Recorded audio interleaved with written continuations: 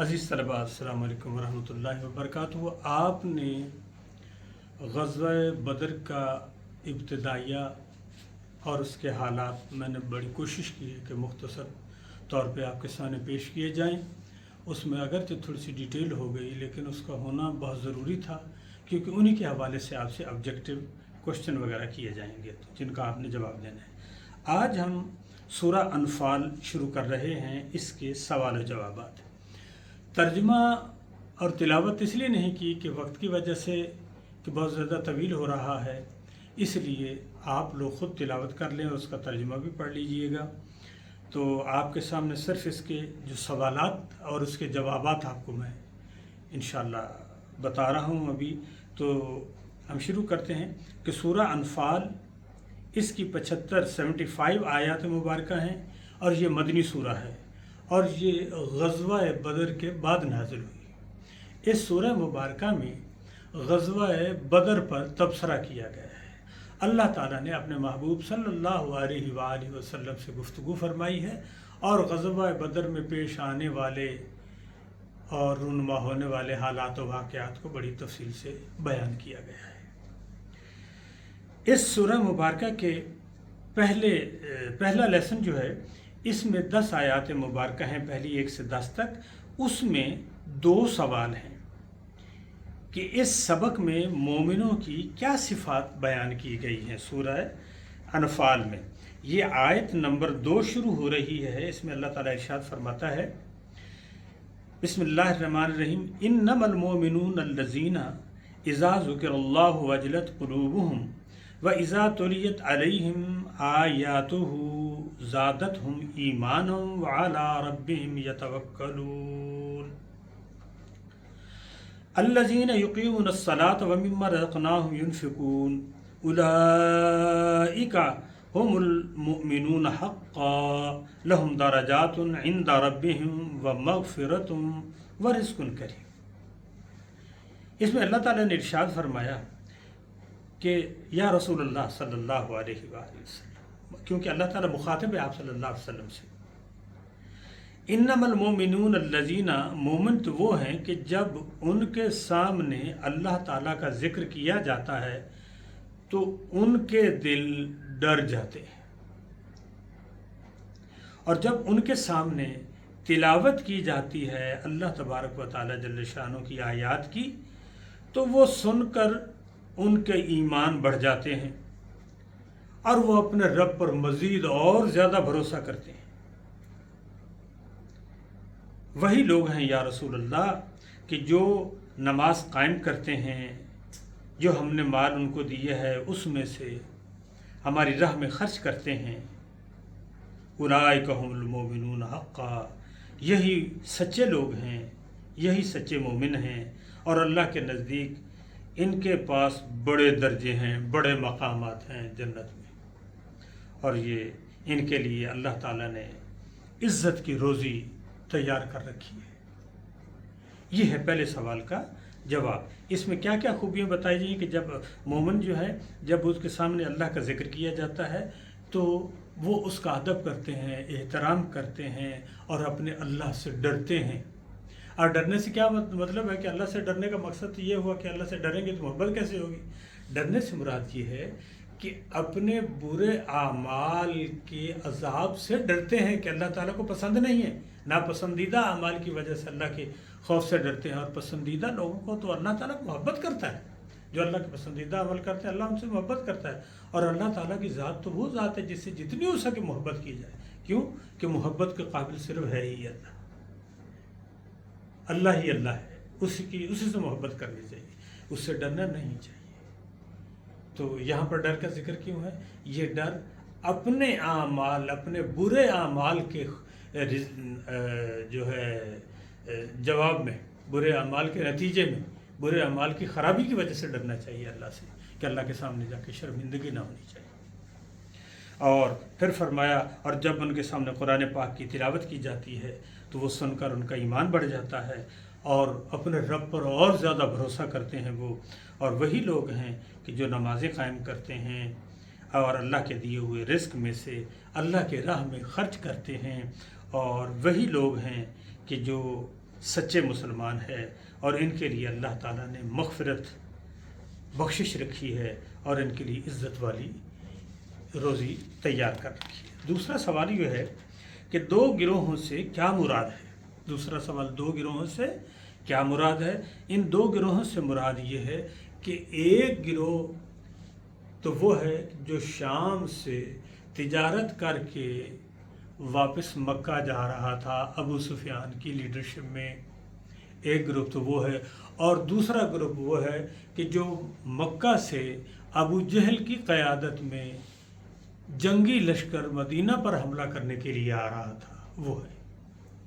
यानी कि उसका जिक्र दो गुराम से मुराद तिजारती काफ़िला जो शाम से आ रहा था, और दूसरा वो काफ़िला वो जंगी ग्रुप लश्कर जो था जो अबू जहल की क़यादत में मक्का से मदीना पर हमला करने के लिए आ रहा था। ये दोनों मुराद हैं। ये पहले सवाल में सिर्फ दो ही सवाल पूछे गए हैं। उसके बाद आयत नंबर 11 से लेकर 19 तक यहाँ पर 3 सवाल पूछे गए हैं। वो क्या है कि इस सबक में ग़ज़वा बदर के हवाले से अल्लाह ताला ने किन इनामात का जिक्र किया है। दूसरा सवाल है कुफ़ार के साथ मुकाबले की सूरत में सूरह अनफ़ाल की इन आयात में क्या हिदायत दी गई है। नंबर 3, कुफ़ार को खिताब करते हुए इन आयात में क्या तंबीह की गई है। सबसे पहले तो अल्लाह तबारक व तआला जल्ल शानो की तरफ से जो इनामात अहले ईमान को अता किए गए वो क्या थे कि आपने जैसे पढ़ा कि जब आप सल्लल्लाहु अलैहि वसल्लम मैदान बदर में पहुँचे तो आपका खैमा ऊँचे पहाड़ रेत पर लगाया गया, और फिर दूसरे जो सहाबा कराम थे वो रेत पर ही उन्होंने क़याम किया, और रेत में चलना फिरना मूव करना कितना मुश्किल होता है आप सब समझते हैं। तो उस सिलसिले में अल्लाह ताला ने मेहरबानी ये फरमाई कि बारिश बरसा दी। बारिश बरसाने से ये बहुत बड़ा इनाम था। बारिश बरसाई, बारिश बरसाने से क्या हुआ, अल्लाह ताला ने बारिश बरसाई तो वो रेत जो थी वो पुख्ता होगी, मजबूत होगी, पक्की जगह हो गई, और जितना पानी बड़ा जितनी ज़्यादा पक्की हुई, फिर उसके बाद पानी बहता बहता वो पक्की साइड में चला गया कि तो जहाँ पर कुफार ठहरे हुए थे तो वहाँ सारा कीचड़ हो गया, वो उनमें परेशान हो गए। अच्छा, तो चूँकि दिन में गर्मी की वजह से आए थे, थकान भी थी, लोगों ने नहा लिया और इस नहाने की वजह से पुरसकून हो गए, फ्रेश हो गए। फिर इसी दौरान अल्लाह ताला ने क्या किया कि इन पर नींद गालिब कर दे। इज़ युग़श्शिकुमुन्नुआसा, जब अल्लाह ताला ने तुम्हारी तस्कीन के लिए तुम्हें नींद की चादर उड़ा दी, यानी कि वह हवाएं चली, ठंडी हवा चली, उससे सुकून हुआ, नींद आई, और उस नींद में फरिश्ते आए और मुसलमानों को दबाते रहे। अल्लाह ताला फरमाया से कि जाएं वो दबाएं सोए हुओं को, और उनके दबाने से और राहत मिली उनको। और फिर तीसरी चौथी बात ये हुई कि अल्लाह ताला ने इनको ख्वाब में दिखाया कि तुम्हारी तादाद कुफ़ार से ज़्यादा है और कुफ़ार तुमसे थोड़े हैं, तुम्हारी ताकत ज़्यादा है, उनकी ताकत कमज़ोर है। तो इससे इनके हौसले बुलंद हो गए। हौसले बुलंद होने की वजह से इनमें ताज़गी पैदा हो गई, एक नया जज्बा पैदा हो गया। इस तरह अल्लाह ताला ने इनको फ़तह अता फरमाई। और फिर वो जब बारिश हुई तो अल्लाह ताला इरशाद फरमाता है कि बारिश होने से युताहिरुकुम बिही व युज़हिबा अन्कुमुर रिज्ज़ शैतान व लियरबिता अला कुलूबिकुम व युसब्बिता बिहिल अक़दाम। और उससे क्या हुआ कि जब इन्होंने नहला लिया तो शैतान के लगाए हुए ज़ख़म, वो निज्स, वो बुरे जुमले जो उसने बोले थे तो उनको दूर कर दिया गया, उनको साफ़ कर दिया गया। यानी क्या हुआ कि बारिश हो तो बीमारियां भी दूर होती हैं, ज़ख़म भी दूर होते हैं, बुरे ख़याल भी दूर होते हैं। ये सारी चीज़ें बारिश के बाद होती हैं। फिर उसके बाद अल्लाह ताला ने फरमाया कि अल्लाह ताला ने तुम्हारे दिलों को मजबूत कर दिया और ताकि तुम्हारे पाँव अल्लाह ताला वहाँ जमाए रखे।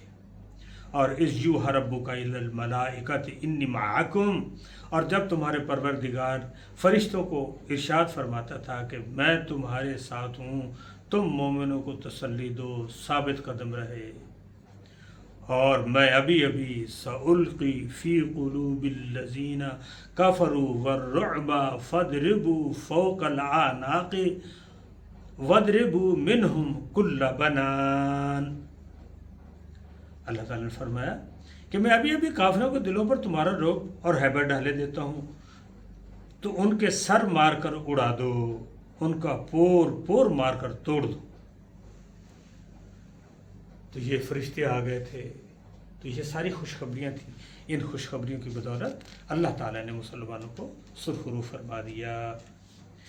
اس کے بعد جو دوسرا سوال کفار کے ساتھ مقابلے کی صورت میں سورہ انفال کی ان آیات میں کیا ہدایات دی گئیں کہ اللہ تعالیٰ نے ارشاد فرمایا کہ اے ایمان والو، جب میدان جنگ میں تمہارا کفار کے ساتھ مقابلہ ہو تو تم اپنی پیٹھ پھیر کر نہ بھاگنا، نہ پیٹھ پھیرنا۔ جو شخص جنگ کے راز اور اس صورت کے سوا کوئی دوسری چیز لے کر کنارہ کشی کرے گا، یعنی حکمت عملی سے دشمن کو مارے، اس لیے گھوم جائے، یہ ادھر ادھر ہو جائے تو کوئی حرج کی بات نہیں، لیکن جان بچانے کے لیے یا بچنے کے لیے اگر ایسا کرے گا تو اس کے لیے اللہ کی ناراضگی ہے، وہ اللہ کے غضب میں گرفتار ہو جائے گا، اس کا ٹھکانہ جہنم ہوگا، اور جہنم بہت بری چیز ہے۔ مطلب کیا ہے کہ تم سینہ تان کے کھڑے ہو جاؤ گے۔ وہاں ہوا کیا تھا کہ مسلمانوں کو بس اتنی تیاری بھی نہیں تھی، تو پھر کیسے لڑے؟ اللہ تعالیٰ نے ارشاد فرمایا ہے ایمان والو، یا رسول اللہ آپ اپنے صحابہ کرام سے فرما دیجئے کہ یہ سینہ تان کر اگر کھڑے ہو جائیں اور کھڑے ہوئے اللہ کا ذکر کرتے رہیں، بس یہی کام تھا، باقی اللہ تعالیٰ نے فرشتوں کے ذریعے سارا کام کر دیا کفار کا۔ تو یہ اللہ تعالیٰ نے اہل ایمان کو ارشاد فرمایا کہ یہ کام کریں۔ تیسرا سوال یہ ہے کہ کفار کو خطاب کرتے ہوئے ان آیات میں کیا تنبیہ کی گئی؟ کفار کو کیا تنبیہ کی گئی؟ وہ تنبیہ یہ کی گئی تھی، ان تستفتحوا فقد جاءکم الفتح وان تنتہوا فہو خیر لکم۔ اللہ تعالیٰ نے ارشاد فرمایا کہ کافرو، اگر تم محمد صلی اللہ علیہ وآلہ وسلم پر فتح چاہتے ہو تو تمہارے پاس فتح تو آ گئی ہے۔ اس بات کا مطلب کیا ہے کہ یعنی رسول اللہ صلی اللہ علیہ وسلم تو تمہارے پاس آ گئے ہیں، تو تم ایمان لے آؤ، تم فاتح ہو۔ اگر تم ایمان نہیں لے آتے تو تم کبھی فاتح نہیں ہو سکتے، چاہے تمہاری جتنی بھی بڑی تعداد کیوں نہ ہو، کیونکہ اللہ تبارک و تعالیٰ جل شانہ فرماتا ہے کہ فتح تو اہل ایمان کو ہوتی ہے، اور ہم ایمان والوں کے ساتھ ہیں، بے ایمانوں کے ساتھ نہیں۔ اور بے ایمان چاہے تعداد میں کتنے ہی زیادہ ہو، کتنا ہی بڑا اسلحہ ہو، ان کو فتح کبھی نہیں، وہ ہمیشہ ناکام ہوتے ہیں۔ تو اللہ تعالیٰ نے ارشاد فرمایا کفار کو کہ تم لوگ باز آ جاؤ، سمجھو کہ اگر تم فتح چاہتے ہو تو محمد صلی اللہ علیہ وسلم تمہارے پاس آ گئے، ان کے اوپر ایمان لے ہو، تم فاتح ہو، اور اگر نہیں تو پھر تمہارا ٹھکانہ جہنم ہی ہے۔ اس کے بعد یہ 2 لیسن مکمل ہو جاتے ہیں۔ آگے اس کے بعد آیت نمبر 20 سے لے کر 28 اس کے 2 سوال ہیں، بس چھوٹے چھوٹے سے۔ شر الدواب سے کیا مراد ہے، اور ان آیات میں خیانت سے کیا مراد ہے؟ شر الدواب سے مراد یہ ہے کہ اللہ تعالیٰ نے ارشاد فرمایا کہ کچھ شک نہیں کہ اللہ کے نزدیک تمام جانداروں میں سے بدتر بہرے گونگے ہیں۔ جو کچھ نہیں سمجھتے، کچھ نہیں جانتے. یہ مثال دی اللہ تعالیٰ نے منافقوں کی، کافروں کی، کہ ان کی فہم میں کوئی اچھائی جاتی ہی نہیں ہے. سننے کی صلاحیت ضرور رکھتے ہیں لیکن وہ سماعت ان کو شعور نہیں بخشتی، سمجھ ان کی کام نہیں کرتی. وہ گونگے بہروں کی طرح ہیں، ان سے بھی بدتر ہیں. ایک بندے پر اللہ کے انعام ہو رہے ہیں، ساری چیزیں دیکھ رہا ہے، جان رہا ہے، اور اللہ کو مان ہی نہیں رہا، تو بتائیے اس کا کیا اشر کریں گے؟ وہ بدتر ہے، جانوروں سے بدتر ہے. اور شرط دواب ہے وہ جانور جن میں نہ سننے کی صلاحیت، نہ سمجھنے کی صلاحیت، نہ دیکھنے کی صلاحیت، نہ بات کرنے کی صلاحیت، جن میں یہ صلاحیت نہیں ہے تو وہ بدترین جانور ہوتے ہیں. اور یہ جو کفار ہیں، منافقین ہیں، ان کی حالت بھی ان برے اور بدترین جانوروں جیسی ہی ہے. لہٰذا ان سے بحث و مباحثہ کرنا، کسی موقع پر ان سے بات کرنا، سمجھانے کی بات، یہ سب فضول ہے. اسی لیے اللہ تعالیٰ نے فرمایا انذرتہم ام لم تنذرہم لا یؤمنون. اے محبوب صلی اللہ علیہ وسلم، آپ ان کو سمجھائیں یا نہ سمجھائیں، ان میں شعور ہی نہیں ہے، فکر ہی نہیں ہے، گونگے ہیں، بہرے ہیں، یہ بات کو سمجھتے نہیں. تو یا رسول اللہ جانے دیں ان کو، اور نہ آپ ان کے بارے میں پریشان ہوا کریں. آپ صلی اللہ علیہ وسلم چاہتے تھے کہ ہر انسان اللہ تعالیٰ کو جان جائے، اللہ تعالیٰ کو مان جائے، اللہ تعالیٰ کو سمجھ لے کہ اللہ ہے کون، اللہ ہے کیا. یہ جن لوگوں کو خدا بنائے بیٹھے ہیں وہ تو ہیں ہی نہیں، خدا ہو ہی نہیں سکتے. وہ پتھر ہے، کوئی لوہا ہے، کوئی کچھ ہے، کوئی کچھ ہے. ان میں شعور بھی نہیں ہے، نہ کچھ، نہ یہ سن سکتے ہیں، نہ سنا سکتے ہیں، نہ بول سکتے ہیں، نہ بتا سکتے ہیں. تو اللہ تعالیٰ، حضور صلی اللہ علیہ وسلم یہ چاہتے تھے کہ تمام لوگ اس بات کو سمجھ جائیں، مگر جن کی قسمت میں نہیں ہے کیا کریں گے. یہ دوسرا سوال یہ ہے کہ ان آیات میں خیانت سے کیا مراد ہے. اللہ تعالیٰ نے ارشاد فرمایا یا ایھا الذین آمنوا لا تخونوا اللہ ورسولہ، یا ایھا الذین آمنوا لا تخونوا اللہ والرسول وتخونوا اماناتکم وانتم تعلمون.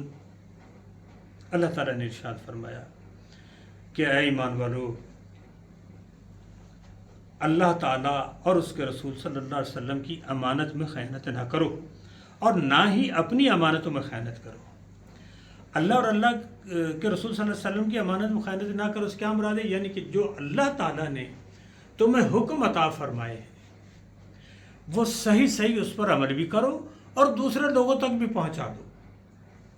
دوسرے لوگوں میں پہنچانے تک کمی بیشی نہ کرو، کمی زیادتی نہ کرو.